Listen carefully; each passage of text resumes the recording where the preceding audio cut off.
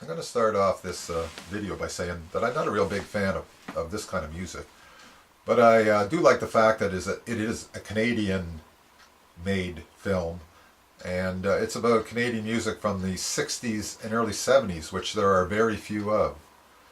It's the story of the Bells, who were out of Montreal, and they basically formed in the mid 60s, and ended up playing mostly in the States at that time, because to make it as a Canadian band in Canada, you just couldn't make a living doing it.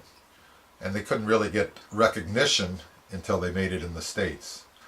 So they played all over the States, and they built up a good reputation for themselves. The film is directed by the daughter of the married couple that came out of the Bells.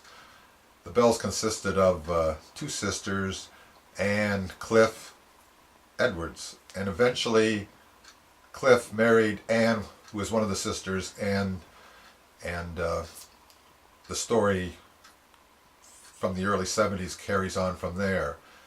She ended up quitting the band and having children, and they went on to record Stay a While and a couple other hits.